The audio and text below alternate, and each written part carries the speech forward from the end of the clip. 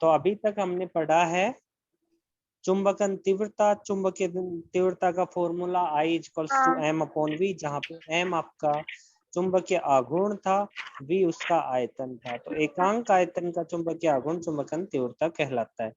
इसका जो मात्रक है वो एम्पियर पर मीटर होता है। और इसकी विमा M0L-1 T0A1 होती है। ठीक है। इसके बाद हम बात किए थे चुंबकीय क्षेत्र की परिभाषा एवं मात्रक लिखो। तो चुंबकीय क्षेत्र आपका क्या होता है? H is equals to B upon mu naught, या फिर डायरेक्टली आप फॉर्मूला याद रख सकते हो, B is equals to mu naught H। ये फॉर्मूला आप देख सकते हो, B is equals to mu naught H से इसको डिनोट करते हैं।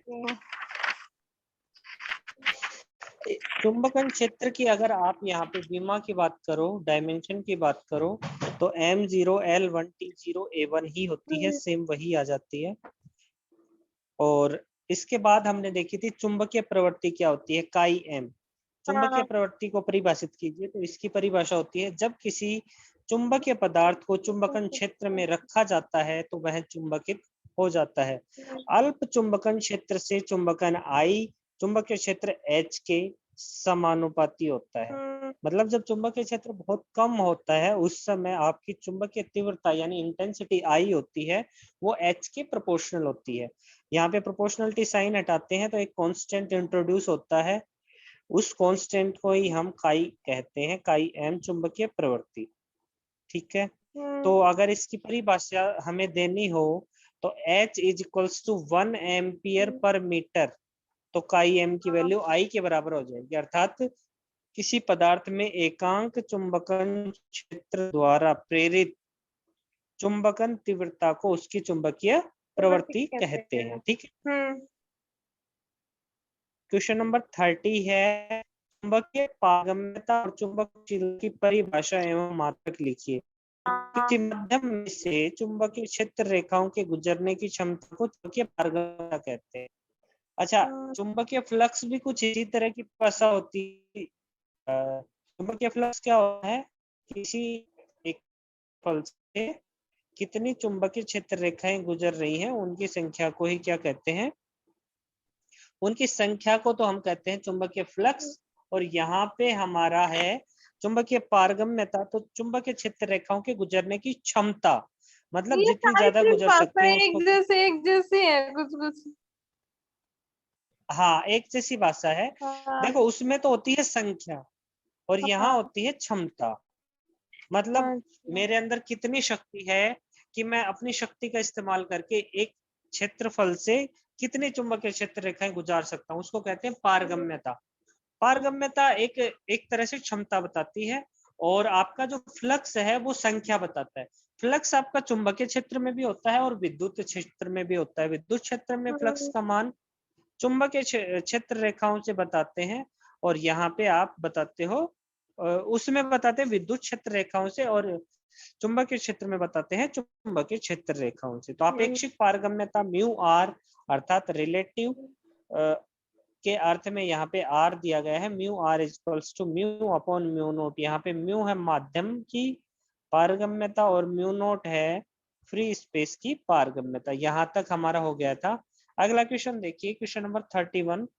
चुंबकन M चुंबकीय तीव्रता H और चुंबकीय प्रवृत्ति काई M एवं आपेक्षिक चुंबकशीलता म्यू R में संबंध स्थापित कीजिए।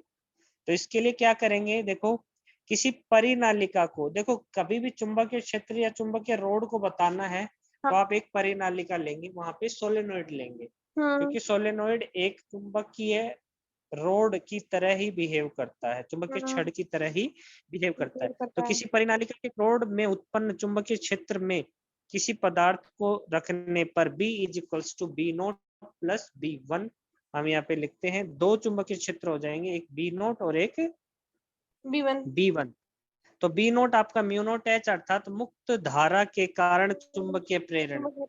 B बराबर म्यू H का फॉर्मूला पढ़ा था, तो यहाँ पे म्यू नोट फ्री स्पेस के लिए था, तो B नोट आपका आ जाएगा म्यू नोट H और B1 आ जाएगा आपका म्यू नोट I।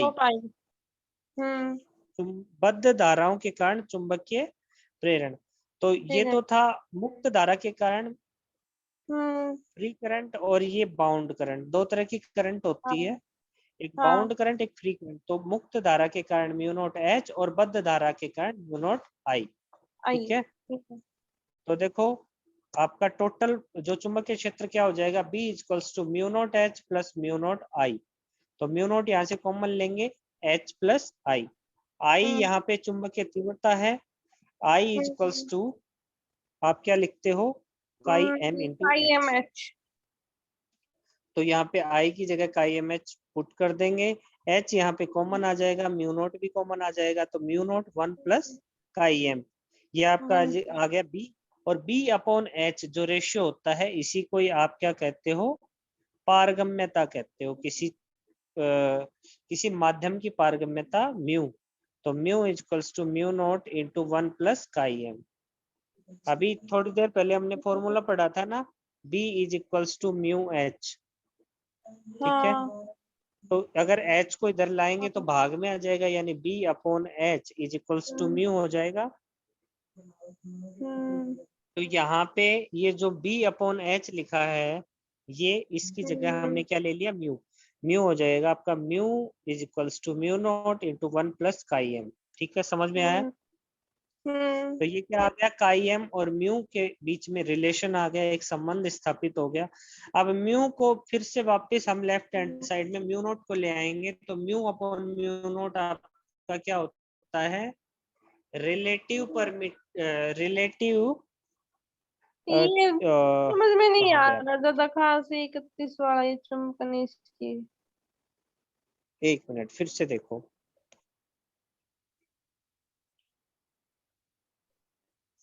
भाई हमने दो सबसे पहले मैग्नेटिक फील्ड चुंबकीय क्षेत्र इंट्रोड्यूस किए, एक बी नोट जो था मुक्त धारा के कारण। तो जो मुक्त धारा होती है तब आपका magnetic field mu naught H से दिखते हैं।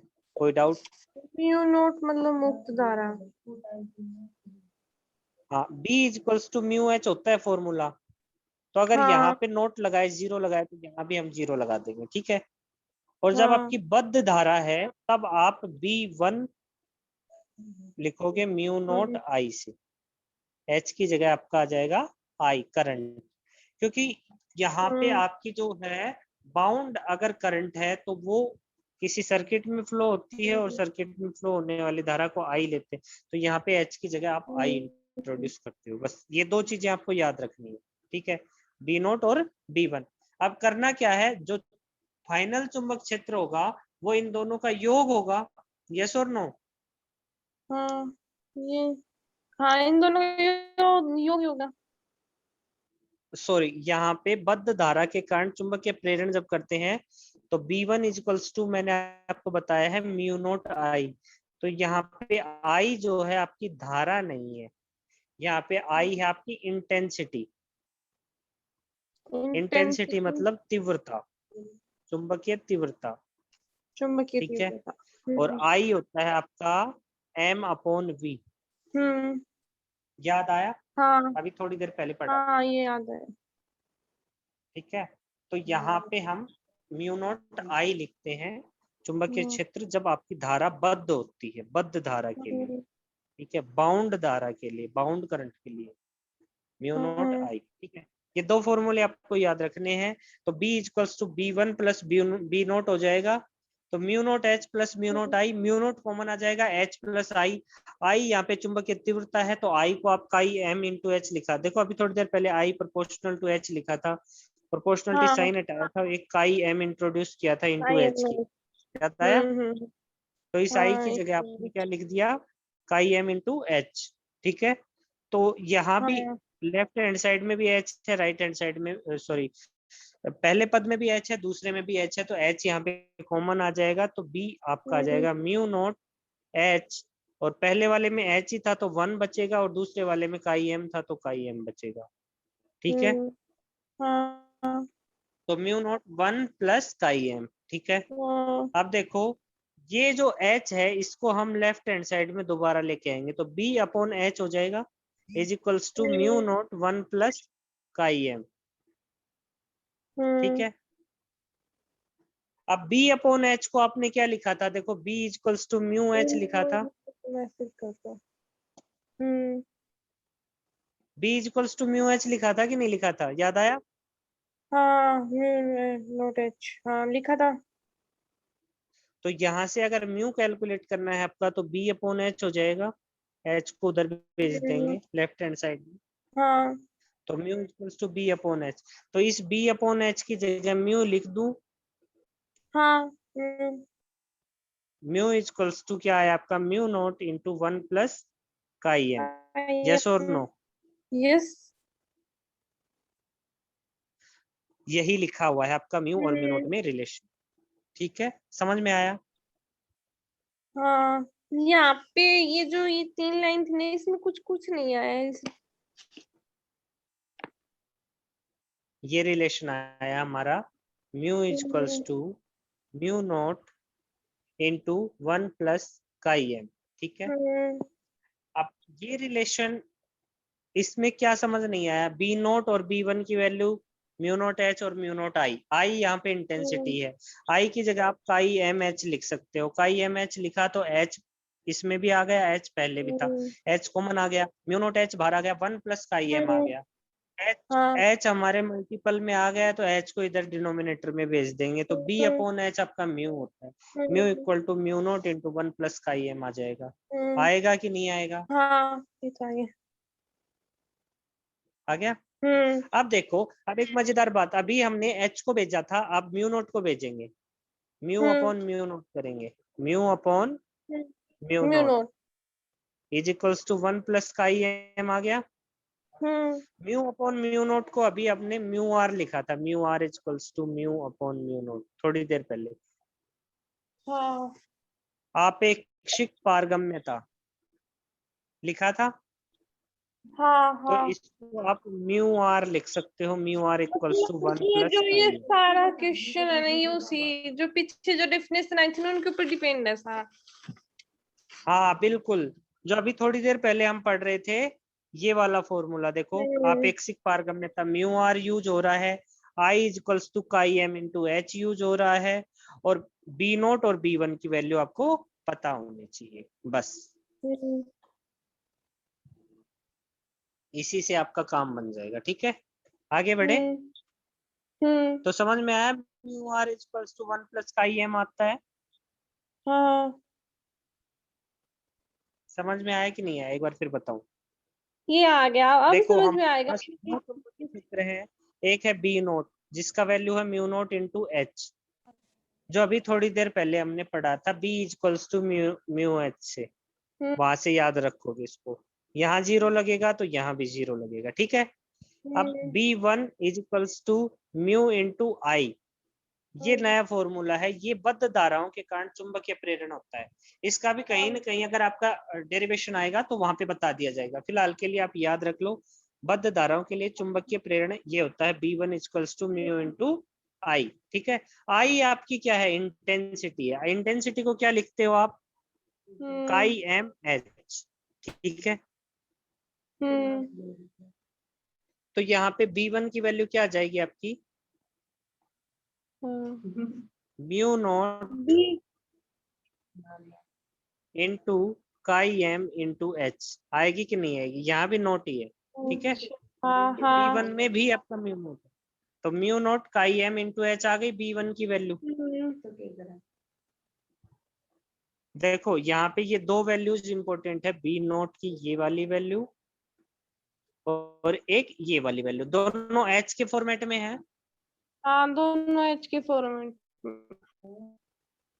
बस क्या है यहाँ पे म्यू नोट एच है, यहाँ पे mu naught chi M H है, बस इसमें काई एम और आ गया, ठीक है। हाँ हाँ। तो दोनों को जोड़ देंगे, B is equals to B naught plus B one, yes और नो? हाँ बी नोट को हाँ आपने क्या लिखा, म्यू नोट इंटू एच, और इसको क्या लिखा, mu naught chi M into H, H. हाँ दोनों में म्यू नोट एच जाएगा, आ जाएगा, यहाँ ये पूरा कॉमन आ वन बचा, और यहाँ आपके काई एम बचा, ठीक है, हाँ ये हाँ। बी के बराबर आया है सारा, ठीक है, तो ये आएगा तो B अपॉन H आ जाएगा, H equals to mu naught into 1 plus काई।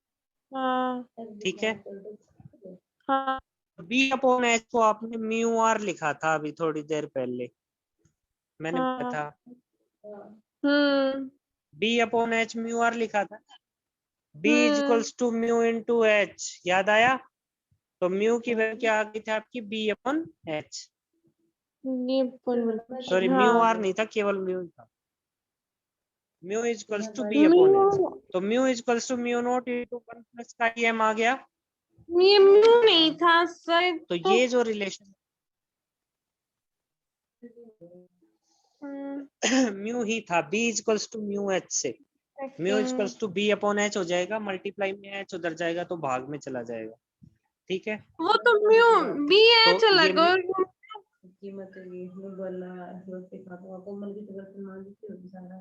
क्या मतलब ये म्यू वाला तो देखो अलग और ये बी एच है, ये वाला अलग है।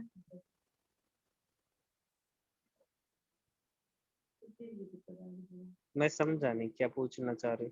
देखो क्वेश्चन नंबर 28 दिख रहा है आपको? हाँ 28 है। एक बार क्वेश्चन नंबर 28 देखो, फिर वापस से वहीं चलेंगे। चुंबकीय क्षेत्र की परिभाषा है ना, चुंबकन क्षेत्र की, H बराबर B अपॉन म्यू नॉट लिखा हुआ है। B upon mu naught. Question number 28। हाँ हाँ मिल गया। तो यहाँ से B is equals to mu naught H होगा कि नहीं होगा? म्यू नॉट को उधर भेजेंगे तो देखो, इसमें आपने राइट हैंड साइड में स्ट्रेट लाइन खींचकर लिखा भी है, चूंकि B is equals to mu naught H। Mu naught H. ठीक है, तो ये आपका किस में होता है? फ्री स्पेस में होता है। ठीक है, अगर ये किसी मीडियम में हो तो यहाँ पे म्यू नॉट की जगह म्यू आ जाता है। ठीक है, तो अब वापिस से इस क्वेश्चन पे आ जाओ। इक्वल्स टू म्यू H, यही तो लिखा हुआ है। तो यहाँ से B अपॉन H की वैल्यू म्यू हो जाएगी। तो ये म्यू जो है इसके बराबर म्यू नॉट इंटू 1 प्लस काई आ जाएगा। तो हमारे पास आया mu is equals to mu naught into 1 plus chi m। अब म्यू को फिर से इधर ले आओ, तो म्यू अपॉन म्यू नॉट ये होता है आपका आपेक्षिक पारगम्यता म्यू आर। दिखाऊं कहाँ है? क्वेश्चन नंबर 30 देखो। हाँ 13 पे है। पहला ही ऊपर क्वेश्चन। ठीक है, हाँ तो अगर मैंने यहाँ पे mu R equals to 1 plus chi लिख दिया तो कोई गुनाह किया क्या? म्यू आर 1 प्लस का एम नहीं। सही है ना? म्यू अपॉन म्यू नोट आपका हो गया म्यू आर, और म्यू आर के बराबर ये बच गया 1 प्लस काई एम। यस और नो? सही है। यही हमें आंसर निकालना था, ये वाला। ठीक है, आई होप ये क्वेश्चन अच्छे से समझ आया होगा। आगे चलें। क्वेश्चन नंबर 32 देखो, प्रति चुंबकीय पदार्थ क्या है? मुख्य उदाहरण लिखिए।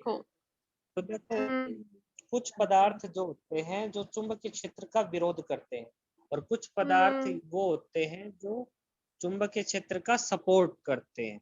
ठीक है, तो जो विरोध करते हैं वो प्रतिचुंबकीय होते हैं, जो सपोर्ट करते हैं वो अनुचुंबकीय होते हैं। ठीक है, हाँ।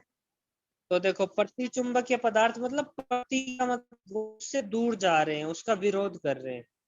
तो देखो, वे पदार्थ जिन्हें चुंबकीय क्षेत्र में ले जाने पर चुंबकीय क्षेत्र से प्रतिकर्षित होते हैं, प्रतिचुंबकीय पदार्थ कहलाते हैं। ठीक है, इसके उदाहरण है आपका H2O जल, हीरा, तांबा, जिंक, हवा, ये सब क्या है? प्रतिचुंबकीय पदार्थ। ठीक है, अगला क्वेश्चन देखो, माइसनर प्रभाव क्या है? अति चालक पदार्थ। दो तरह के पदार्थ पढ़े हैं आपने, कुचालक, सुचालक। एक पढ़ा होगा आपने अर्धचालक, लेकिन एक चौथा प्रकार का पदार्थ होता है जो अति चालक कहलाता है।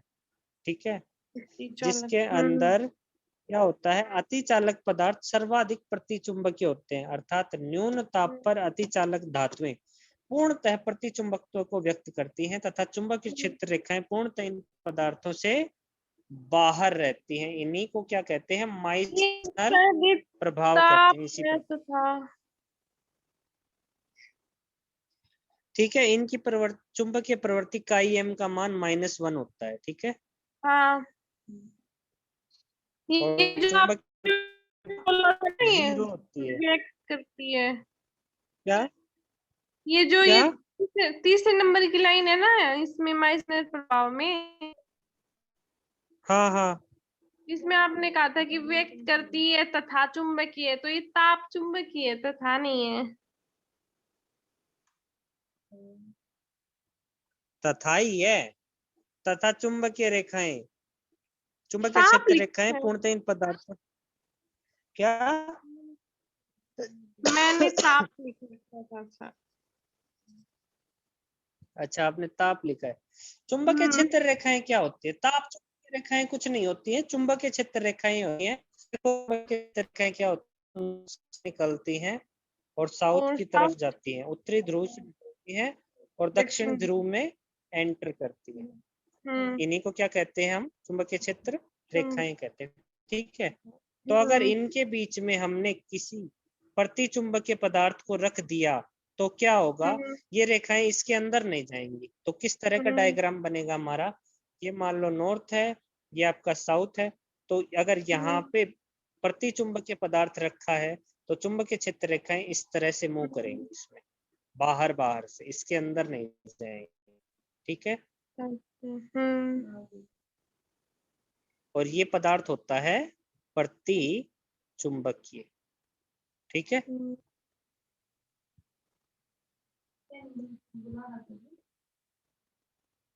और इसी प्रभाव को क्या कहते हैं, माइसनर प्रभाव करते हैं। और चुंबकीय प्रवृत्ति की पारगम्यता क्या होती है, प्रतिचुंबकीय पदार्थों की 0 होती है, क्योंकि इसके अंदर से तो चुंबकीय क्षेत्र गुजर नहीं सकता। पारगम्यता क्या होती है, अपने से पार करवाने की जो क्षमता होती है वही तो चुंबकीय पारगम्यता होती है, तो उसमें जाएंगी नहीं, तो चुंबकीय पारगम्यता 0 हो जाएगी। हाँ। अगला क्वेश्चन देखो, अनुचुंबकीय पदार्थ क्या है, मुख्य उदाहरण लिखो। तो वे पदार्थ पर अल्प आकर्षित होते हैं, अनुचुंबकीय पदार्थ कहलाते हैं। मतलब बहुत कम आकर्षित होते हैं, वो थोड़ा बहुत आकर्षित होते जो हैं। इसके आकर्षित उदाहरण होते है हैं वो आपका सोडियम, चुंबकीय, और जो अल्प आकर्षित होते हैं वो अनुचुंबकीय। हाँ, मतलब हाँ, इसके उदाहरण है सोडियम, कैल्शियम, ऑक्सीजन और CnCl2 है या CaCl2 है, ये CuCl2 है। कैल्शियम, अच्छा हाँ, CuCl2, कॉपर है ये। अच्छा, हाँ। कॉपर और क्लोरीन दोनों मिलकर ये एलिमेंट बना रहे हैं। कॉपर डाइक्लोराइड है या क्यूप्रिक क्लोराइड है, क्यूप्रस क्लोराइड है, इसका नाम बताना मुझे केमिस्ट्री में चेक करके। ठीक है, ओके। CuCl2। आगे देखो क्वेश्चन नंबर 35, लोह चुंबकीय पदार्थ क्या है, मुख्य उदाहरण लिखो। वे पदार्थ जिन्हें चुंबकीय क्षेत्र में ले जाने पर प्रबल आकर्षित होते हैं वो क्या कहलाते हैं, लोह लोह चुंबकीय। चुंबकीय पदार्थ कहलाते हैं। और ये होते हैं फेरस, कोबाल्ट और निकेल। निकल। ठीक है, लोह हाँ, चुंबकीय देखो 3 तरह के पढ़े हमने, एक प्रतिचुंबकीय, एक हाँ। अनुचुंबकीय और एक लोह चुंबकीय। लोह चुंबकीय। तो प्रतिचुंबकीय तो क्षेत्र चुंबक में रखने पर चुंबकीय चुंबकीय क्षेत्र से क्षेत्र का अप्रतिक। विरोध करती है। ठीक है, हाँ, प्रतिकर्षित होते हैं या विरोध करते हाँ। हैं। अनुचुंबकीय अल्प वो आकर्षित होते हैं आकर्षित हो जाते हैं। और लोह चुंबकीय होते हैं जो प्रबल आकर्षित होते हैं। ठीक है, तीनों में अंतर समझ में आया। हाँ, ये पदार्थ जिन्हें चुंबकीय क्षेत्र में ले जाने पर प्रबल आकर्षित होते हैं लोह चुंबकीय पदार्थ कहलाते हैं। इनका हाँ। उदाहरण देख लो, उदाहरण है फेरस यानी लोहा, कोबाल्ट, निकेल आदि। ठीक है, आगे देखो डोमेन। ये मोस्ट इम्पोर्टेंट है टॉपिक। डोमेन, डोमेन क्या होता है? लोह चुंबकीय पदार्थों के परमाणु के असंख्य सूक्ष्म आकार के प्रभावी क्षेत्र बन जाते हैं, जिन्हें डोमेन कहते हैं। ठीक है, तो चुंबकीय क्षेत्र किस तरह से बन जाते हैं? प्रभावी छोटे छोटे चुंबकीय क्षेत्र इस तरह से बन जाते हैं। देखो, यहाँ पे चुंबकीय क्षेत्र की ये दिशा होगी, यहाँ पे ये डायरेक्शन हो जाएगी, यहाँ पे ये वाली हो जाएगी, और यहाँ ये वाली। ठीक है, एकदम बेसिक थ्योरी है और इसको आसानी से आप कर सकते हो। ठीक है, डोमेन अगर पूछे तो ये डायग्राम बना के आप बता सकते हो कि लोह चुंबकीय पदार्थों में परमाणु के असंख्य अति सूक्ष्म आकार के प्रभावी क्षेत्र बन जाते हैं, जिन्हें हम क्या कहते हैं? डोमेन कहते हैं। अगला क्वेश्चन, प्रतिचुंबकीय चुंबकीय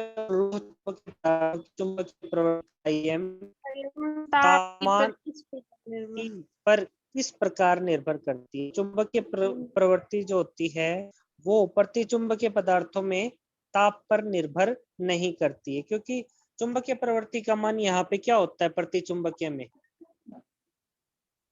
काई का मान -1 होता है। अरे देखा नहीं था, म्यू नॉट की वैल्यू 0 और काई एम का मान प्रतिचुंबकीय पदार्थों में। ठीक है, तो यहाँ ये तापमान पर बिल्कुल भी निर्भर नहीं करती है। आगे देखो, अनुचुंबकीय पदार्थों में चुंबकीय प्रवृत्ति ताप के व्युत्क्रमानुपाती होती है, इसी क्यूरी का नियम भी कहते हैं। अनुचुंबकीय पदार्थ कौन से पदार्थ थे?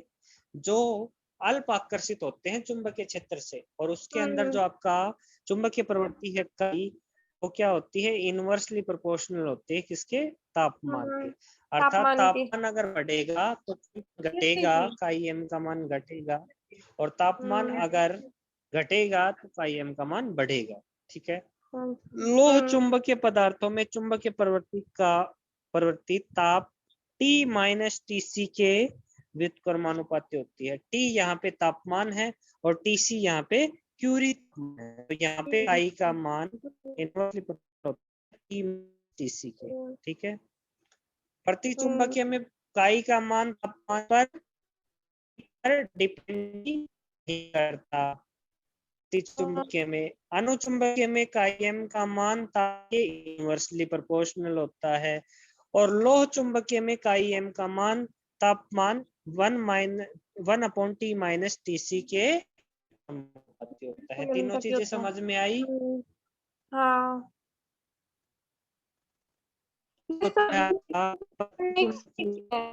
अनुचुंबकीय और ये आपका है चुंबकीय।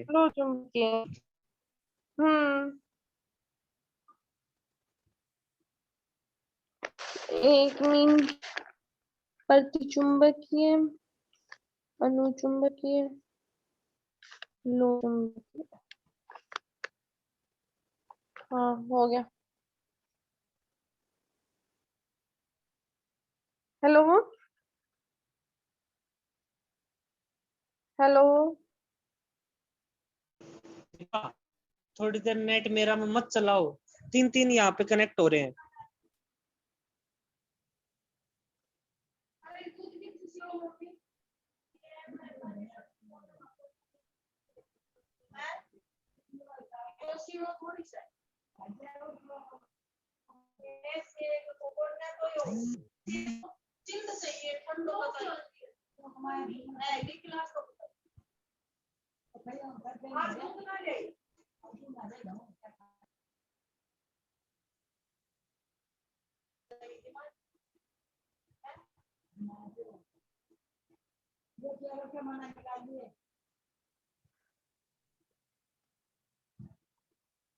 हेलो, हाँ हाँ, वो नेटवर्क चला गया था। अच्छा,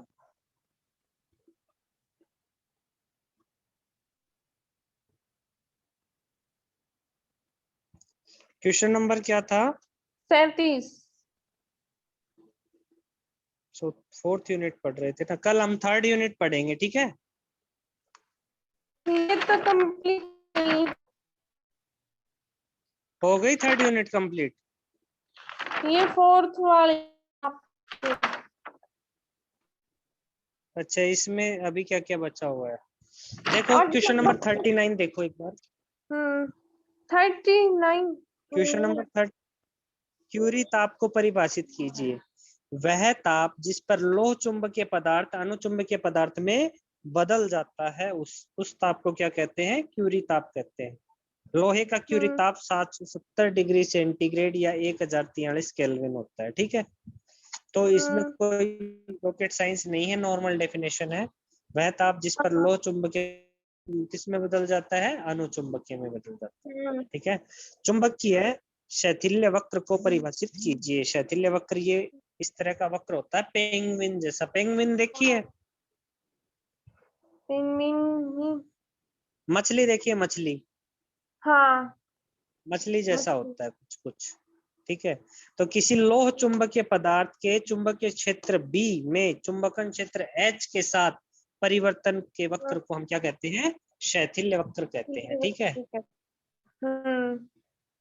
आगे देखो आप क्वेश्चन नंबर 41। फटाफट आगे लोह लगभग चुंबकीय कट पदार्थ है, के लिए क्या? वो लगभग आगे कटते हैं, तो फटाफट अभी करवा दो ये सब कुछ। अच्छा अच्छा, कितने नंबर क्वेश्चन तक? ये यहाँ तक है, 47 49 तक है। फिर उसके आगे 50 51 52 कट है, फिर 57 वाला है, और ये आगे फिर ये कट है लगभग सभी। फिर है लास्ट में 69 का। अच्छा, हाँ, बस यही है, थोड़े से ही है, और ये भी ठीक है लगभग डेफिनेशन आ जाता है। ठीक है, जो जो क्वेश्चन आपके सिलेबस से हटा दिए गए हैं वो बताते जाना। ठीक है, तो ये देखो शैथिल्य वक्र कुछ भी नहीं है, इसमें बी और एच के बीच में रिलेशन दिया गया है कि आपका बी बढ़ता है तो एच किस प्रकार बढ़ता है। ठीक है, तो इसको आप नॉर्मली इस तरह से आप बना दोगे। ठीक है, ये शैथिल्य वक्र कहलाता है। इसमें बिहेवियर बताया जाता है कि आपका मैग्नेटिक फील्ड और एच के बीच में किस तरह का बिहेवियर होता है। यहाँ पे ओ बी जो डिस्टेंस है वो क्या है? धारणशीलता है, और ओ सी आपकी निग्रहिता है। ठीक है, धारणशीलता को परिभाषित कीजिए। तो चुंबकीय क्षेत्र चुंबकन की एच घटाकर शून्य करने पर भी चुंबकन क्षेत्र बी का मान शेष रह जाता है। देखो ये जो रेखा है इसके ऊपर ये बी तक जैसे जैसे जा रहे हैं वहां पे एच का मान हम नहीं बढ़ा रहे हैं, तो वहां पे बी अगर हमारे कर्व में स्मॉल बी जो पॉइंट दिख रहा है वहां तक अगर हमारा कर्व जा रहा है और उसके अंदर एच का मान 0 हो रहा है, फिर भी चुंबकीय क्षेत्र कैपिटल बी का मान वहां पे शेष बचा हुआ है, तो उसको हम क्या कहेंगे? धारणशीलता कहेंगे। निग्राहिता क्या कहलाती है? चुंबकीय शैथिल्य वक्र में चुंबकीय तीव्रता एच का मान विपरीत दिशा में यानी नेगेटिव डायरेक्शन में बढ़ाने पर चुंबकीय क्षेत्र का मान घटता है, परंतु एच के नियत मान ओसी पर बी का मान क्या रहता है? शून्य हो जाता है। तो यहाँ पे बी का मान क्या रह जाता है? शून्य हो जाता है, उसे निग्राहिता कहते हैं। जहां एच का मान शून्य रहे और बी का मान बढ़े उसको धारणशीलता कहते हैं, और जहाँ पे एच का मान नियत रहे और बी का मान शून्य रहे उसे निग्राहिता कहते हैं। ठीक है, नर्म लोहा व स्टील के लिए शैथिल्य वक्र बनाइए। तो देख लीजिए, नर्म लोहे के लिए आपका शैथिल्य वक्र अपेक्षाकृत पतला होता है और स्टील के लिए शैथिल्य वक्र अपेक्षाकृत चौड़ा होता है। ठीक है, तो नर्म लोहे धारणशीलता स्टील से अधिक होती है। नर्म लोहे की धारणशीलता, धारणशीलता क्या होता है? एच का मान तो 0 और बी का मान बढ़ रहा है, यानी ये पतला और लंबा ग्राफ हो रहा है, तो नर्म लोहे की धारण क्या हो गई? अधिक हो गई। और ये चौड़ा ग्राफ है, इसका मतलब क्या बढ़ रही है? निग्राहिता बढ़ रही है। तो निग्राहिता नर्म लोहे की कम होती है स्टील की बजाय, यानी स्टील की निग्राहिता अधिक होती है। ठीक है, आगे देखो, चुंबकीय शैथिल्य हास को परिभाषित कीजिए। तो बी एच शैथिल्य लूप का क्षेत्रफल का प्रति एकांक आयतन प्रति चक्र में मान ही चुंबकीय शैथिल्य का हास कहलाता है।